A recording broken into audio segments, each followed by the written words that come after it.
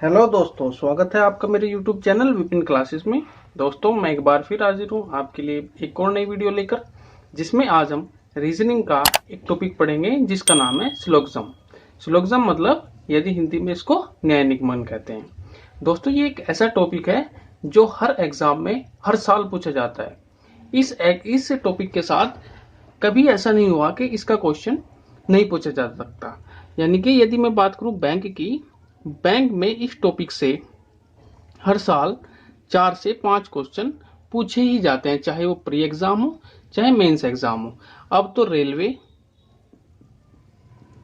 या कोई भी स्टेट एग्जाम जो है न्याय निगमन के क्वेश्चन को जरूर पूछता है।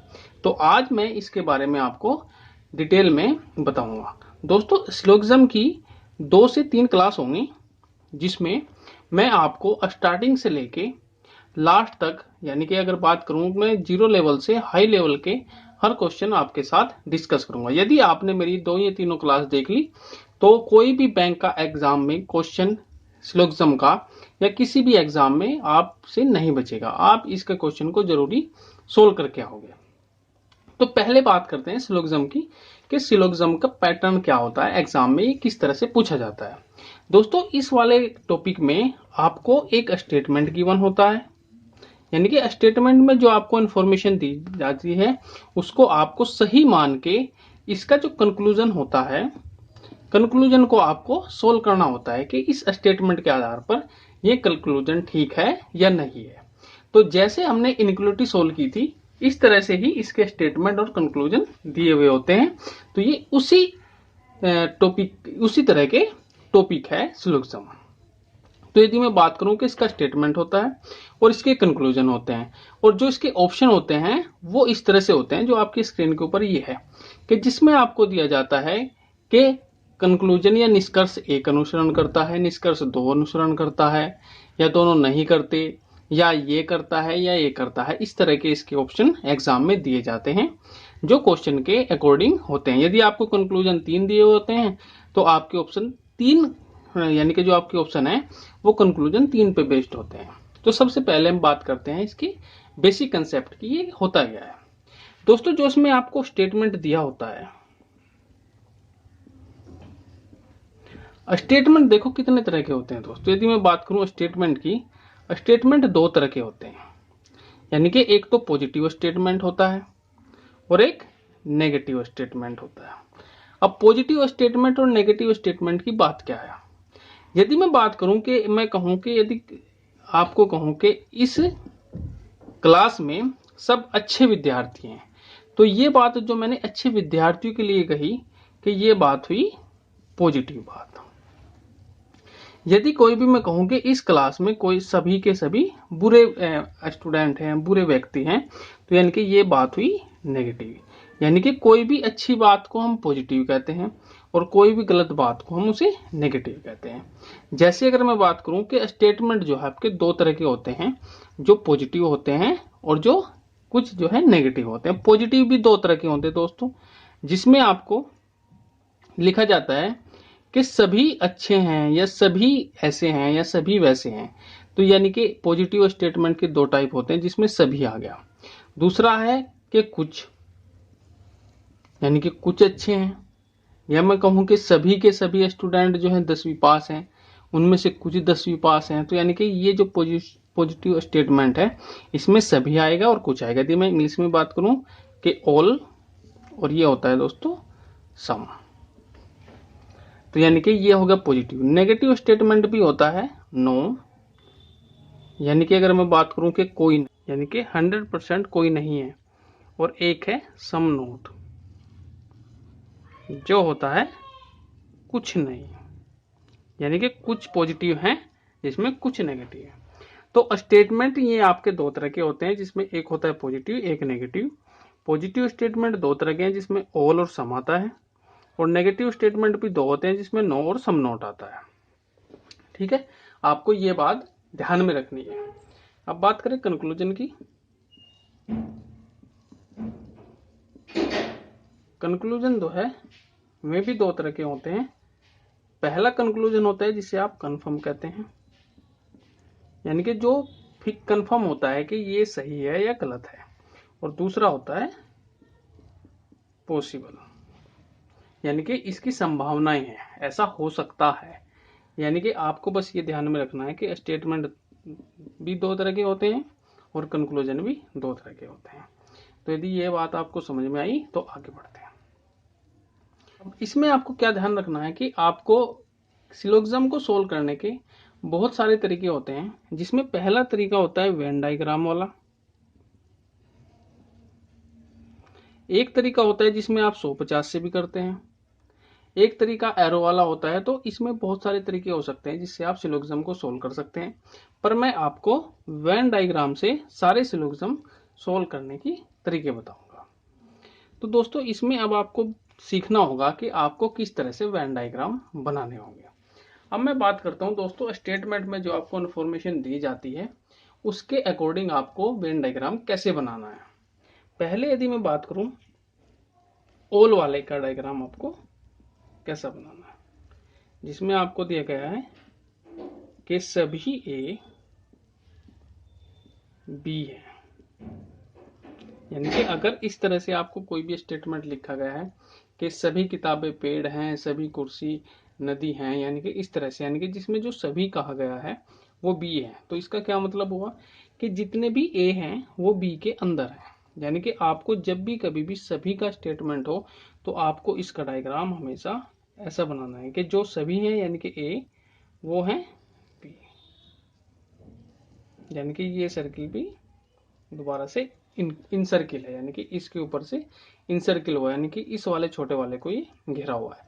दोस्तों कुछ डायग्राम इसका ऐसे भी बनाते हैं, बात ये भी सही है, पर आपको इस तरह से डायग्राम बनाना है। इस डायग्राम में गलती क्या होती है मैं आपको बताऊंगा, तो आप इसको डायग्राम को बनाने से अवॉइड करें अपने आप को। आप हमेशा सभी वाले में इस तरह का डायग्राम बनाएं।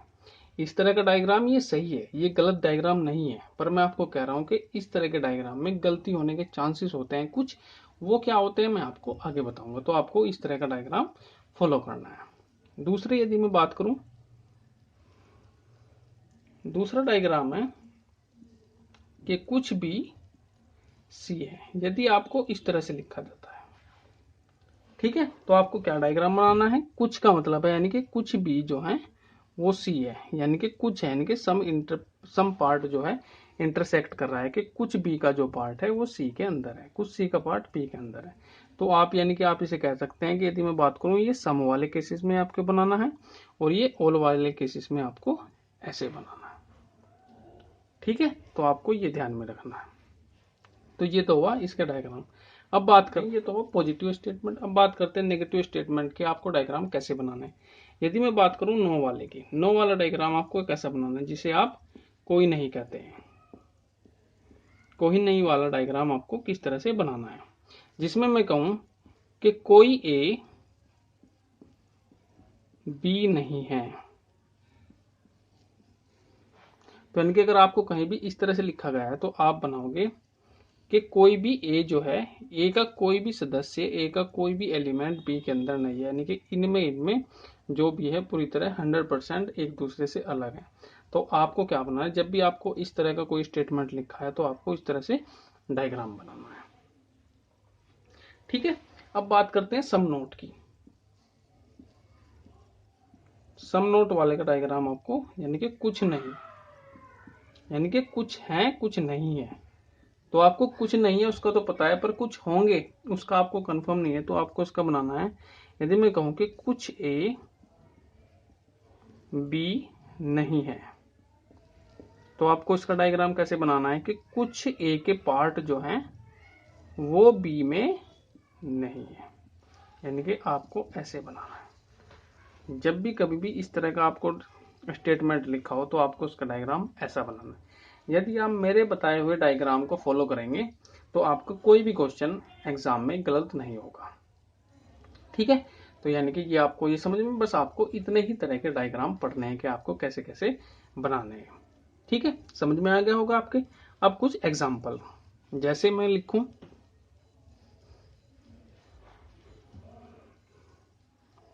कि अगर मैं कहूं कि some A are B some B are C all C are D. यानी कि अगर आपको ये 3 स्टेटमेंट गिवन हो और आपको इनका डायग्राम बनाना है तो आप कैसे बनाओगे। जैसे ये लिखा है कि कुछ ए बी हैं, कुछ बी सी हैं, सभी सी डी हैं, तो आप इनका डायग्राम कैसे बनाएं। तो आपको जो भी पहला स्टेटमेंट है उसमें आपको वो डायग्राम बनाना है जिसमें सिर्फ आपको जो इन्फॉर्मेशन है सिर्फ उसमें, यानी कि आपको बिना पंगे का डायग्राम बनाना है जिसमें कि सम ए आर बी, यानी कि कुछ ए बी है, यानी कि ए जो है कुछ ए बी है, ये आपने बना दिया। अब इसमें लिखा गया है दोस्तों कुछ बी सी है, यानी कि कुछ बी सी आपको ऐसे बनाना है, ठीक है। और फिर लिखा है सभी सी डी है, यानी कि सभी सी डी है। तो यानी कि इन तीनों स्टेटमेंट का जो सही डायग्राम है वो ये है। अब दोस्तों ऐसा भी देखो, अगर ये तो रहा जो मैं आपको बताना चाह रहा हूं कि आपको इस तरह से डायग्राम बनाना है। अब देखो कुछ डायग्राम ऐसे होते हैं जो पॉसिबल डायग्राम होते हैं। ये अगर आप कहे तो इसको आप कह सकते हैं, कंफर्म कह सकते हैं, एब्सोल्यूट डायग्राम कह सकते हैं कि ये जो डायग्राम है ये एब्सोल्यूट डायग्राम है, ये मतलब इसका इसके आधार पे बिना पंगे का डायग्राम है। अब इसके और भी कोई पॉसिबल डायग्राम हो सकते हैं, तो आपको पॉसिबल एग्जाम में नहीं बनाना है, आपको एब्सोल्यूट डायग्राम बनाना है। एब्सोल्यूट यदि आप डायग्राम बनाएंगे तो ये आपके एग्जाम में क्वेश्चन करने में ज्यादा आसानी होगी, ठीक है। अब देखो यदि मैं बात करूं कि सम ए आर बी, यदि इसका पॉसिबल डायग्राम बनाएं तो सम ए आर बी यानी कि कुछ ए बी है और कुछ बी सी है, यानी कि बी के कुछ पार्ट जो है वो सी है। तो यानी कि अगर मैं इसको ऐसे बनाऊं तो ये भी तो हो सकता है कि सी का कुछ पार्ट बी है। पर आपको दोस्तों मैंने कहा कि आपको वो डायग्राम बनाना है जो बिना पंगे का हो। अब इसमें मैंने क्या कर दिया कि सभी ए सी कर दिया, पर सभी ए सी के बारे में तो कोई रिलेशन ही नहीं दिया। तो यानी कि अगर एक बात देखें ये इनडायरेक्टली तो डायग्राम ठीक है, पर यदि बात करें कि सी और ए की इन्फॉर्मेशन है नहीं, तो यानी कि इसकी जरूरत क्या है फिर हमें। जब हमें ए और सी में इन्फॉर्मेशन ही नहीं गिवन है तो हम इस डायग्राम को क्यों बनाएं। भले ही इसमें जो है स्टेटमेंट के अकॉर्डिंग चीजें सही हो रही हो, पर इसमें कोई रिलेशन नहीं है, तो आपको वो डायग्राम बनाना है जिसमें कोई पंगा ही ना हो। तो यानी कि इसलिए इसका डायग्राम ये ठीक है दोस्तों।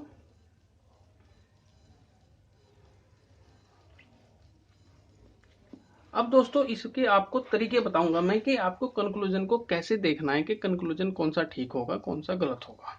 तो इसके मैं आपको 2-3 पॉइंट बताऊंगा, ठीक है। आज एक पॉइंट बताऊंगा, उसके क्वेश्चन सोल्व कराऊंगा। फिर आगे दूसरी क्लास में आपको अगर एक ही दिन सारे के सारे पॉइंट बताऊंगा तो ये चीजें समझ में नहीं आएगी। जैसे अब बात करते हैं कि कंक्लूजन को आपको कैसे देखना है कि ठीक है। तो आपको एक पॉइंट ध्यान रखना है कि यदि किसी भी दो चीजों का, यानी कि दो वस्तुएं हो सकती हैं, दो नेम हो सकते हैं, यानी कि अगर सर्किल टच करता है, यदि सर्किल टच करता है तो कुछ वाला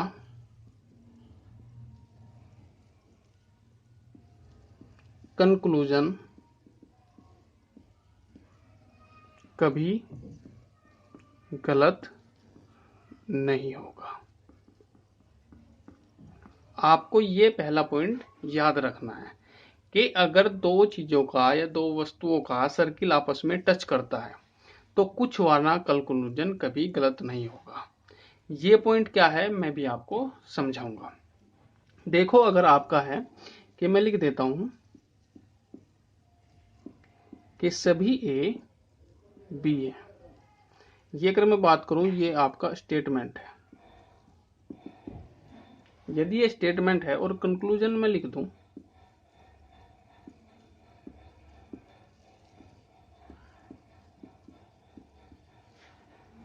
तो यदि मैं इसके बात करूं कि सभी ए बी है, तो यानी कि ये तो रहा इस वाले स्टेटमेंट का डायग्राम। अब कंक्लूजन की बात करूं कि कंक्लूजन एक ही हो सकता है, यदि मैं और इसके कंक्लूजन लूं कुछ वाले ही, कुछ ए बी हैं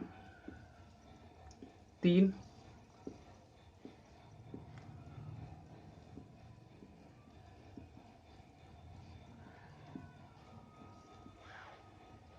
ठीक है।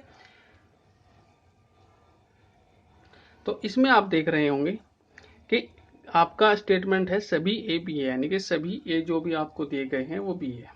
तो यदि इसके कंक्लूजन है ये भी कुछ वाला है, ये भी कुछ वाला है, ये भी कुछ वाला है।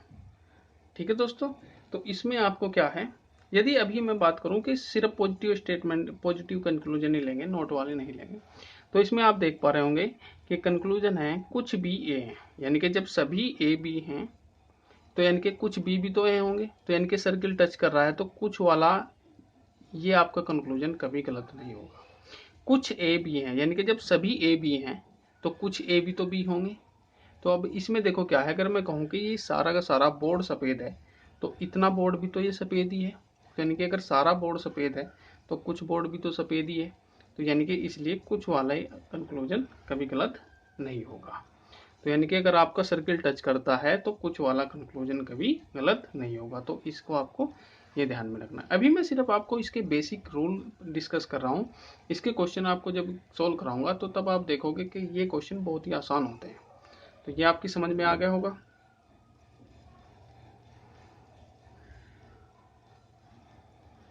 अब इसका जो दूसरा पॉइंट है, यदि सर्किल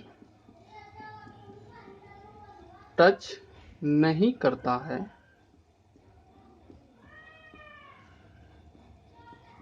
तो कंक्लूजन के बारे में कुछ नहीं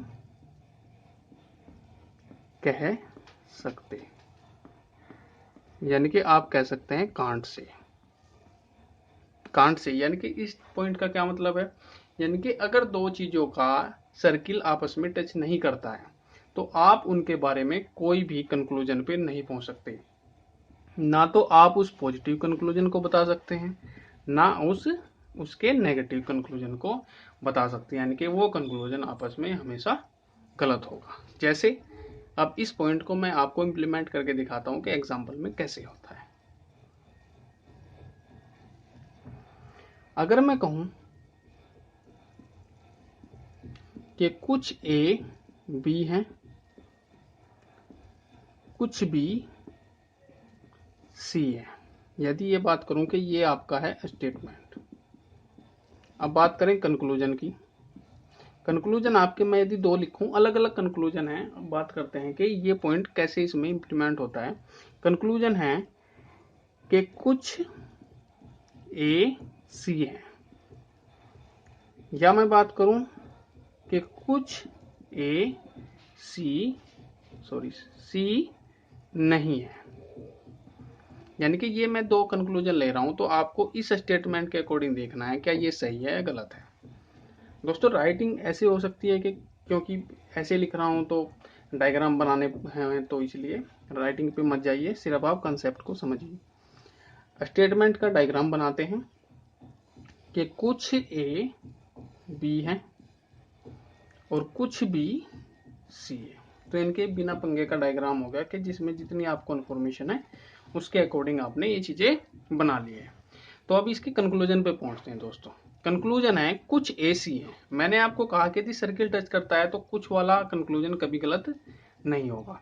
यदि सर्किल टच नहीं करता है तो आप उसके बारे में कुछ नहीं कह सकते, ना तो पॉजिटिव बातों के बारे में कह सकते हैं ना ही नेगेटिव। जैसे इसमें कहा है कि कुछ ए सी है, ए और सी का सर्किल टच नहीं करता, तो यानी कि ये भी गलत। ये पॉजिटिव कंक्लूजन था लेकिन गलत हो गया। इसमें ऐसा नहीं कि जब कुछ ए बी हैं तो कुछ बी सी हैं, तो यानी कि हो सकता है कि ए और सी भी आपस में कनेक्ट हो, ऐसा नहीं है। यानी कि जब सर्किल टच नहीं करता है तो ये भी गलत है। कुछ ए सी नहीं है, सर्किल टच नहीं करता है, तो आप ये भी नहीं कह सकते। तो यानी कि इसके हिसाब से ये दोनों कंक्लूजन गलत है। तो मेरा दूसरा पॉइंट यही था कि यदि सर्किल टच नहीं करता है तो आप उनके बारे में कुछ नहीं कह सकते, ना तो आप पॉजिटिव इन्फॉर्मेशन के बारे में कह सकते हैं ना नेगेटिव इन्फॉर्मेशन। तो यानी कि इस के अकॉर्डिंग ये दोनों कंक्लूजन गलत है। तो दोस्तों अगर आपको मेरी वीडियो पसंद आए तो मेरी वीडियो को लाइक कीजिए, मेरे चैनल को सब्सक्राइब कीजिए। ऐसी ही वीडियो मैं आपके लिए आगे प्रोवाइड कराता रहूँगा। तो आज के लिए मुझे आज्ञा दीजिए। नेक्स्ट वीडियो में आपको मैं इसके आगे वाले पॉइंट डिस्कस करूँगा और साथ ही लेकर आऊँगा कुछ लोग के बैंक में आए हुए क्वेश्चन। तब तक के लिए नमस्कार दोस्तों।